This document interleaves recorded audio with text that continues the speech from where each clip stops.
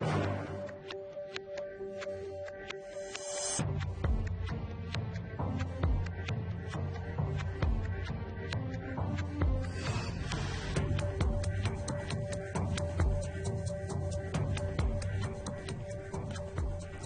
evening and welcome to APTN National News. I'm Daryl Stranger. Inuit have been blockading the airstrip at Nunavut's Mary River iron ore mine since late Thursday. The issue? The mine wants to double production and is currently trying for regulatory approval. The blockade continues, and our Kent Driscoll has the latest. You wouldn't know it from looking at Pond Inlet on a beautiful high Arctic Monday morning, but there is a lot of turmoil under the surface of this sleepy-looking town. The Mary River iron ore mine is located about 160 kilometers south of Pond Inlet, Nunavut. Since Thursday night, a group of Inuit have blocked the runway and the road that they use to access iron ore. The protesters have a satellite phone and called home to explain.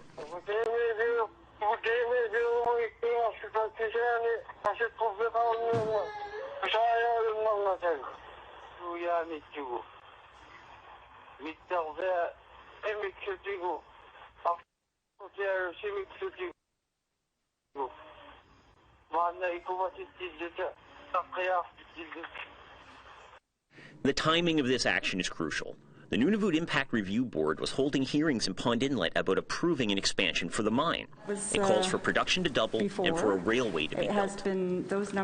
So while the protest at the mine was ongoing, the hearings were happening too. This is what greeted officials in Pond Inlet on Friday night as they left the meeting. More protest, this time right in the community. At the mine site, the protesters say their regional Inuit association, the Kikitani Inuit Association, are supporting the mine expansion. And that's why they had to stop it.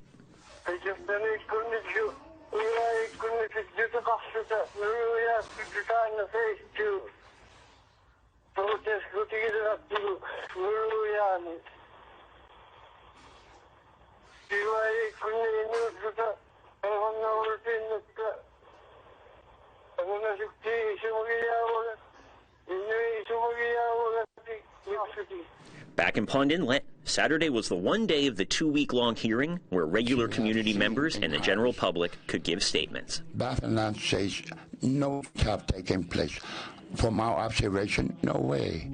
When there's ship traffic, mammals start to move away. So I'm asking you, can you slow down? We're not trying to close down Mary River, but can you slow down your proposal?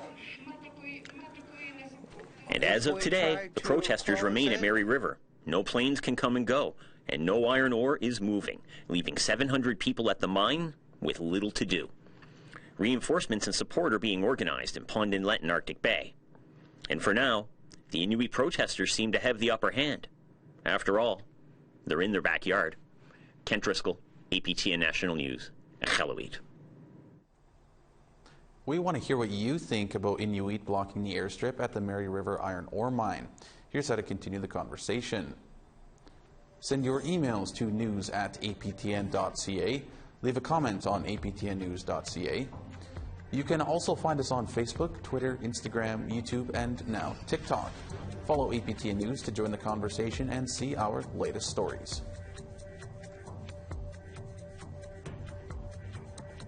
It's an idea that's gained traction during the pandemic, a guaranteed livable income, something the NDP and Green parties have been proposing more frequently. Today, the Greens held a virtual Zoom meeting to discuss its merits. One of the reports that was often cited during it is the MMIWG report. Green MP Elizabeth May says a guaranteed income was a key recommendation. The guaranteed livable income would have prevented and would prevent the ongoing loss of Indigenous women and girls. The vulnerability is an economic vulnerability, and as we've talked about in a previous context, this country has a collapse of its ground transportation and bus system. If you're not wealthy enough to own a car in much of remote and rural Canada, and you can't drive your car to the next city over, there is no public transit opportunity. So if you don't have enough income to own a car, in other words, if you're poor, you are vulnerable. In what they are calling an act of reconciliation, the City of Ottawa has recently approved a First Nations group to develop a new suburb in Ottawa. But there are those opposed to the project. Here is Jamie Pashagumscum with some details of the story he'll have for us tomorrow. Hi Jamie, thanks for joining us here. Can you tell us a little bit about this new project? It sounds very interesting. Yeah, thanks Daryl. It's called the Taiwan Project, meaning home, and what it is a new suburb that's going to be built here in southeastern Ottawa. The project has been awarded to the Algonquins of Ontario, and what they want to do is build a new suburb which is supposed to house approximately 45,000 people when it's done, and it would be a brand new suburb here in Ottawa. Now there is some opposition to this project in Ottawa in council. The vote passed last week by a vote of 9-3, but the opposition isn't who the project is going to, it's where. Now it's a very remote city, remote area south of the city, so the concern is over urban sprawl and that they would have difficulty connecting to city infrastructure. So there is also First Nations opposed to this project. Could you explain that a little bit for us as well? Yeah. No problem. That's where the story gets a little bit messy. See, the project was awarded to the Algonquins of Ontario, which some say are a self-proclaimed group of Algonquins, their status and non-status. There's a total of 10 communities, most of which are off-reserve. There is one First Nations in the group, which is the only First Nation, Algonquin First Nation in Ontario, which is the First Nation of Pequotnagon. And the majority of Algonquin First Nations are in Quebec, and it's those Quebec Algonquins who say that the problem is that the city is dealing with the wrong Algonquins. They're saying they're not dealing with the real Algonquins. So have the Algonquins of Ontario responded to these allegations that they aren't legit or real? Yeah, they have. They put out statements. There was an op-ed in the paper the other day. Yeah, they're saying that they are, you know, quote unquote, real Algonquins. Their lineage, they say, does not go that far back, and that many of their members have family ties to the Pequotnagon First Nation in Ontario. So in tomorrow's story, we'll try and sort that out for you a bit, and we'll also be speaking with the chief of Kitigan-Zibi, which is the Algonquin community 100 kilometers northeast of Ottawa on the Quebec side. All right, thanks for this, Jamie, and we will certainly look forward to this story tomorrow. That is Jamie Pashagumscum joining us from Ottawa. Thank you. All right, looking forward to that piece from Jamie tomorrow. We have to take a short break, but coming up, I'll speak with Dr. John Guilfoyle from the Sioux Lookout First Nations Health Authority about COVID-19.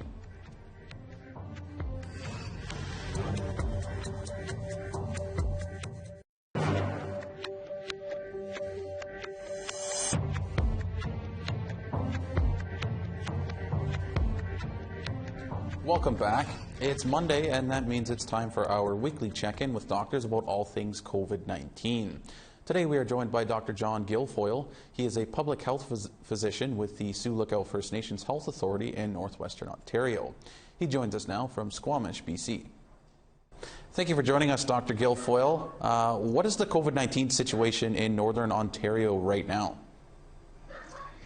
In the communities that I work with in the Sioux Lookout First Nations Health Authority, we have 31 remote communities, mostly fly-in. And the situation is that we have had very few cases in communities. I believe that we have up to having had 29. We have only one active case at the moment, and we've only had one episode of in-community spread, and we've had no outbreaks in our community. So we've been extremely fortunate. So Northern Manitoba First Nations have been hit hard with COVID-19 in recent weeks. How have the Northern Ontario communities been able to keep the COVID-19 impact relatively minimal? We've been, I think, lucky. We also have been able to, when we have had a case, get out ahead of it with contact tracing. The communities have been working extremely hard for months to keep their communities safe with perimeter security and screening at airports and travel entry points. And they also are fairly remote, and so travel, they don't have the same volume of travel maybe as some drive-in communities, so that may be a factor. So how has the vaccine rollout been going in Northern Ontario? Really, the vaccine rollout has been going exceptionally well. It obviously is difficult to bring vaccine to remote communities. We have had, in the last week, we've had 5 of our communities have received the vaccine. There were 1,500 people eligible. 875 got the vaccine, which gives us an uptake rate of 60%. We would like it from a public health point of view to be higher, but to be fair and truthful, that is good. We would hope it can get higher in the rest of our communities as more people get used to it. And in fact, there's more acceptance of the vaccine as we see how safe it is, and that at this point we've over 60,000 First Nations have received it, and there's been very little in the way of side effects or problems. Now, Ontario's state of emergency declaration expires on Tuesday. What do you think should happen once it expires? Well, our communities have behaved very differently from the rest of Ontario. Our leadership have decided that they would have very strict restrictions on travel and very secure precautions to make sure people entering the communities are screened, are making sure that they're not carrying the virus into their communities and isolating when they come. That is going to continue. The lockdown is really not going to make a big difference to our communities where they live. Now, I want to go to a couple of questions from our viewers here. One viewer asks, what about people with diabetes? Is the vaccine safe for them?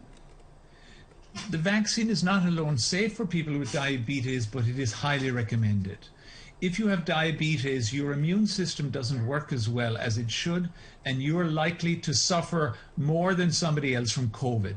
So you will actually get more protection from the vaccine than somebody who, doesn't have diabetes, in as much as you're at much higher risk for really severe disease and dying from COVID. So you will actually get protection if you take the vaccine. And another viewer is asking, how long will the COVID vaccine be effective once I receive it? We don't know the answer to that. The data we have, because this is a new vaccine, hardly stretches out to a year. And so therefore we will only know how long the immunity lasts over time. And as we see, hopefully, as more of us get vaccinated, we will hopefully see the viral activity reduce. But it will take time to determine how long this protection lasts.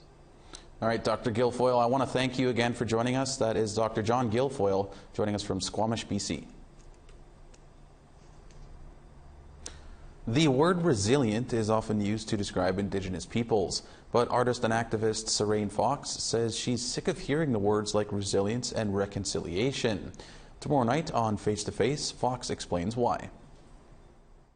In the same way that I really hate talking about reconciliation, I think it's way too soon. I think we're still needing to talk about truth. I think resilience also gets used in this way where Indigenous trauma, we get sort of gold stars for all of the trauma we've been able to overcome. And I think that we actually need to move beyond that. Indigenous people are incredibly resilient, but we're way more than that. We are overcoming, we are innovating, and I think that resilience makes it seem like we just need to survive. And I want to see Indigenous communities thriving. Well, that looks like it's going to be another great episode of Face to Face with Dennis Ward. We have to take one more break, but coming up, students at the Wandering Spirit School in Toronto are learning how to stay fit while they learn Anishinaabe-Moan. And it means thank you.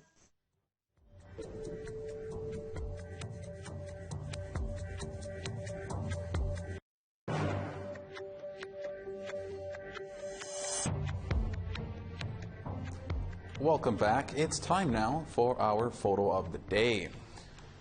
This photo comes to us from Perry Stevens. Here we see the village dock of Kincolith, British Columbia. Kincolith is located in the Nass River Valley of British Columbia, and this shot is just amazing, beautiful. Perry sent us a few more pictures from the region, and they are all beautiful. You too can send us your photos. Send us what you got to share@aptn.ca. We'll do our best to get your photos of the day on the air. And now let's take a look at tomorrow's weather forecast. Beginning in the east, -5 in Charlottetown and -2 and sun in Halifax. -10 and snow in Happy Valley Goose Bay and +1 in Cartwright. -7 and snow in Quebec City and -10 and snow in Val d'Or. -4 and a mix of sun and cloud in Peterborough and -12 and snow in North Bay. -12 and snow in Wawa and -20 and sun in Thunder Bay. -24 and a mix of sun and cloud in Thompson and -25 in Churchill. -22 and a mixture of sun and cloud in Winnipeg and -24 in Brandon. -26 and a mix of sun and cloud in Regina and -26 and snow in Saskatoon. -29 and snow in Buffalo Narrows and -25 in Stony Rapids. Over in the west, -30 degrees and snow in Fort Chipewyan and -32 and sun in Grand Prairie. -27 and sun in Red Deer and -25 and sun in Medicine Hat. +2 and sunshine in Vancouver and +2 and snow in Campbell River. -27 and snow in Fort Nelson and -22 and snow in Prince George. -40 degrees and sun in Dawson and -42 and sun in Old Crow. -22 and snow in Yellowknife and -26 and snow in Fort Simpson. -34 and sun in Colville Lake and -34 in Fort McPherson. -23 and snow in Baker Lake and -25 and snow in Chesterfield. -16 and snow in Clyde River and -12 and sun in Arctic Bay.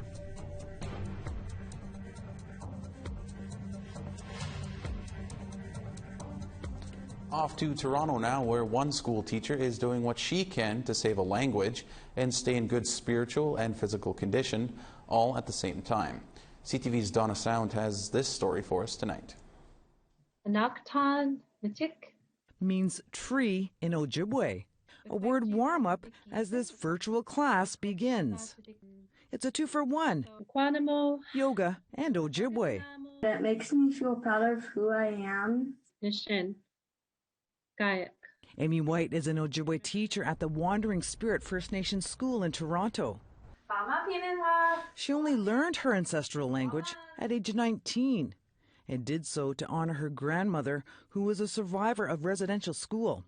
It wasn't until she was very close to passing away that she spoke to me in the language, and it just happened once, and it was very powerful. White's grandmother went to Shingwuk Indian Residential School in Sault Ste. Marie, Ontario for a decade. Like all survivors, it had a lifelong effect on her. She was not able to hug. It wasn't until she was 80, maybe 81, where she hugged me back once. For White, it's all about teaching kids like 11-year-old Kasmina Providence, who has flourished. The first word I learned was miigwech, and it means thank you. A zen moment for these kids who feel anxiety too. It calms me down. White started integrating yoga in her class in 2017 for its healing powers. Released body trauma that was stored in me. White is from Walpole Island First Nation. She wants people to know that the language residential schools try to eliminate needs to be reclaimed, and that it's not simple. If you look on the Global Index of Complex Languages, it's right up there. It's a story far too common. Generations of people not knowing their language and have to play catch-up like Amy White. It's schools like this one that will ensure another language isn't lost. Donna Sound, CTV News, Toronto. And in Canadian football, the professional football team in Edmonton says they have narrowed their list of possible new names down to 7. Team owners are asking for the public's help in deciding which of the 7 will be chosen. The CFL team dropped their previous name Eskimos last year after several sports teams were criticized for their names and the stereotypes they depict. The team has put out a survey asking the public to rank the names from their favorite to least favorite. The names are Elk, Evergreens, Evergolds, Eclipse, Elkhounds, Eagles, and Elements. The 7 names all start with the letter E. George Fleury, one of the founding fathers of the Manitoba Métis Federation, has passed away at the age of 87. Fleury was born in the Métis community of St. Madeleine and served as first vice president of the Southwest region. He always emphasized the importance of economic development to help Métis citizens. A fluent Michif speaker, he also worked as a counselor with the Alcoholism Foundation of Manitoba. MMF President David Chartrand says Fleury helped pave the way for many MMF leaders in Manitoba, and his legacy will live on. So George was always pushing for strong economic, and that's where this Métis government's gone. Today we own pharmacies, we own construction companies, and we own many assets of capital assets we have been purchasing, lands we're buying, and hotel we're building. So the list goes on, and George's inspiration towards pushing that as along with his other colleagues. That's all the time we have for this edition of APTN National News. For more news, you can visit our website at aptnnews.ca. I'm Daryl Stranger. Have a great night.